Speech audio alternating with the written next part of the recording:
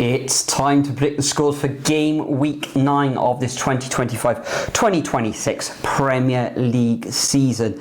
And Nathan, what a week you had last time in game week 8. You came away with 14.5 points, top scorer in the competition over at the Superbru website with 3 perfect scores. And your nearest rival was Slim Boy Slim, who correctly predicted 2 perfect scores to give him 14 points. As for myself, no perfect scores for me, with just a 5 out of 10 results. How that affects the overall leaderboard? Well, you are now hot on the heels of the Hewer, both on 85 points, with Pirio 1020 in third position on 79.5 points. So it's all to play for.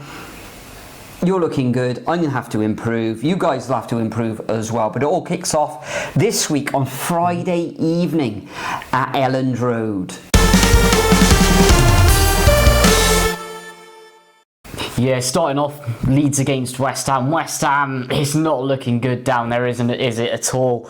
Lost 2-0, I believe, in the end to Brentford. I watched a bit of that game and it just looks so depressing there at London Stadium. No home wins. Well, you can't even call that place home, really, in over 250 days or something ridiculous like that. Sat in 19th, absolutely shocking. Leeds last time around, however, back-to-back defeats, losing to Burnley, which I pretty much did expect because Burnley have been okay in some games as well, pretty much where they can get off the front foot with their style of play under Scott Parker. But yeah, 2 teams vying, desperately needing the points.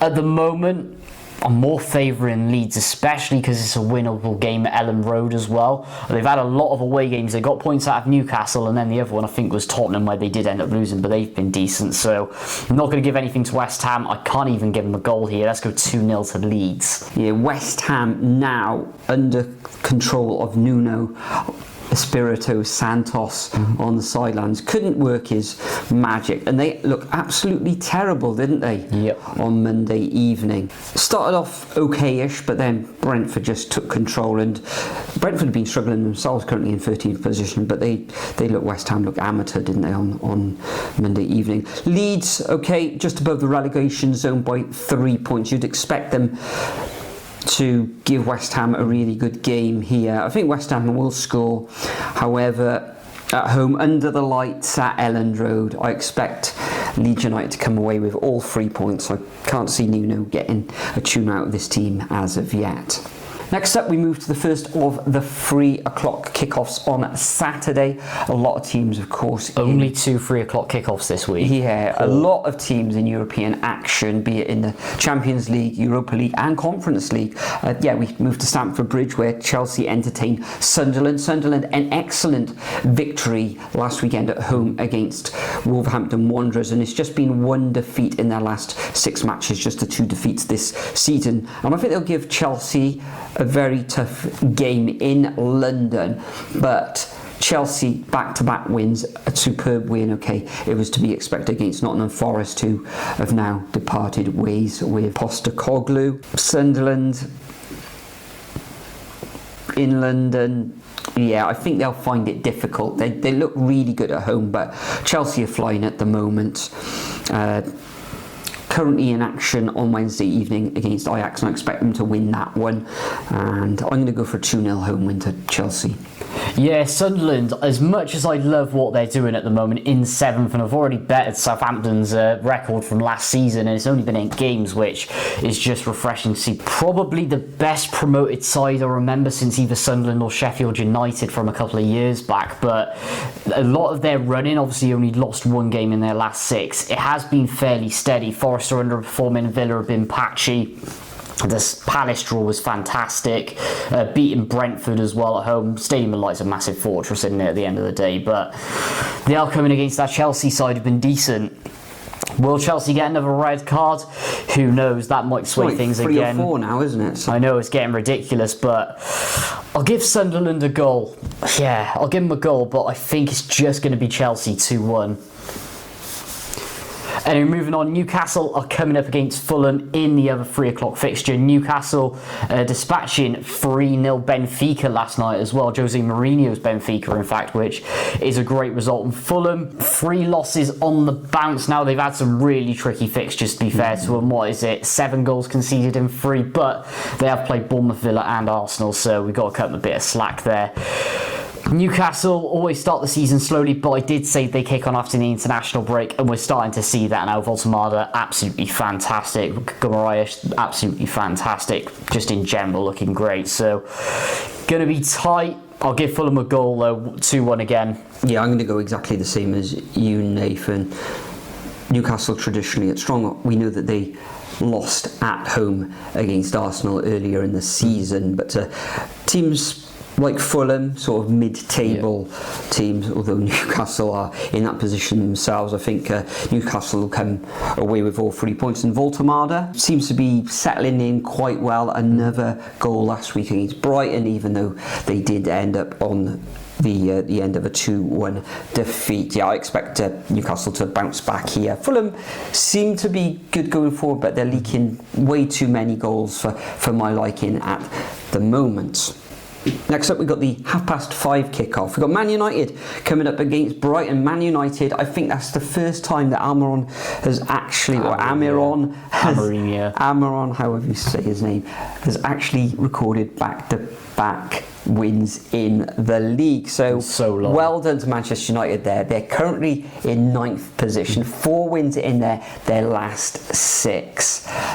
Against Liverpool as well, the champions, a 2-1 away victory, although Liverpool, Gakpo, how he didn't put 1 or 2 of his chances away, so a little bit fortunate at that end, but Harry Maguire popped up with a winning goal, and congratulations to Manchester United there. Brighton, I think they'll give them a very, very stern test at Old Trafford. A very, very good win against Newcastle last weekend, and it's just been the 1 defeat in their last 6 matches. You never know with Brighton. Very, very difficult to predict. Can Man United win it? Can Man United make it 3 wins on the bounce? Possibly, but I think Brighton will get a point here. Yeah, I'm going to go for a 1-1 draw. Yeah, these two, these are just the most unpredictable teams in the league. Like one week you'll predict them to win, they get battered. Other week, predict them to lose just, and then they come out with, like in Brighton's case, a 3-1 win when they play Chelsea, wasn't it? But I just don't know which way to take it, because I thought Liverpool were particularly poor. We'll get onto them later on, but yeah, this is hard. I'm going to have to cancel them out, because I like what Brighton are doing. I like what Man United are doing at times. Yeah, let's go 1-1 draw. Anyway, moving on to the 8 o'clock on Saturday. 8 o'clock on TNT. Brentford up against Liverpool. Brentford, I said it was going to be telling on what Brentford are doing with that performance game with West Ham, but they did come out with a 2-0 victory, and I thought they looked good in patches, but West Ham were that bad. I still can't make an estimation on what Brentford are doing at the moment, and Liverpool just bang out of form. Aside from Ekitike, their new signings still aren't bedding in properly. Your Kirkezes, your Frimpongs, your Wirtzes, your Isaacs. Yeah, not looking great up there, and they need to stop this route. Loads of 2-1 losses everywhere, and you know what? They're going to turn it around with a 2-1 victory. So yeah, 2-1. Yeah, I think they'll bounce back. Yeah, 3 2-1 losses on the bounce. Yeah, at the moment, a lot of those players aren't firing. Salah as well. Yeah, very disappointing. Massively at the moment. Liverpool, of course, playing Eintracht Frankfurt this evening. Brentford, as you say, very difficult to predict. A straightforward away win against West Ham last weekend. And Henderson looked really good in that match before he went off. But yeah, I think they'll score here against Liverpool. Liverpool's defence this season hasn't been great, conceding 11 goals. Liverpool away. I think there's going to be goals in this. So I'm going to go Desmond's. I'm going to go for a draw here. I think Liverpool will pick up their first point in 4 matches. Next up, we've got the first of the 2 o'clock kickoffs on Sunday, live on Sky. We've got Arsenal coming up against London rivals Crystal Palace. Crystal Palace currently in 8th position. Haven't won in the last 2.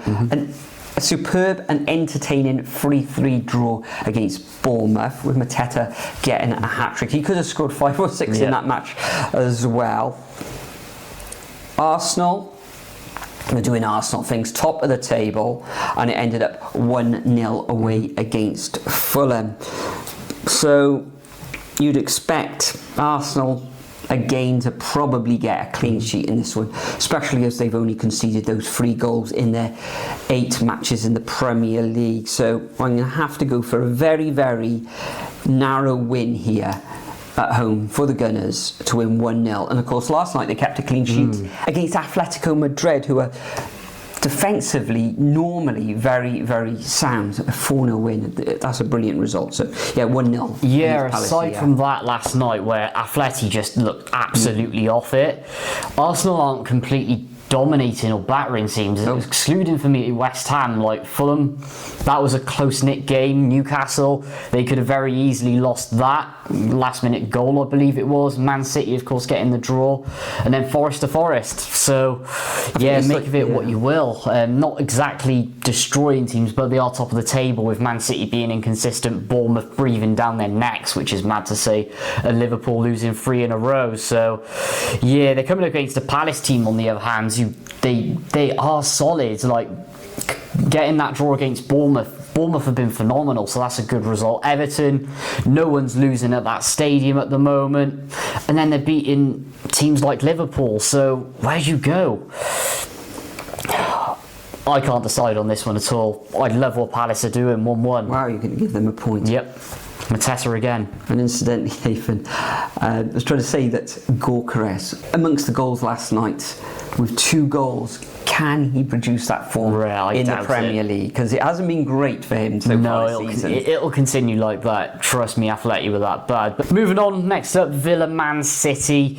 Man City 3 on the bounce, looking absolutely fantastic, while Haaland's just on another planet at the moment. Villa, they were coming into a bit of form. They've got that game against Go Ahead Eagles in the Dutch team, aren't they? Back into Europe in the Europa League, being the likes of Fulham, Burnley and Spurs last time around as well. So Emery's really turning it around.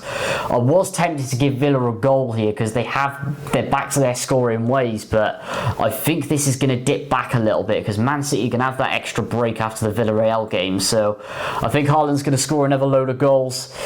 I think they'll keep a clean sheet, only just 2-0 to Man City. Yeah, that 2 days rest is going to be a massive advantage, I think, for Manchester City.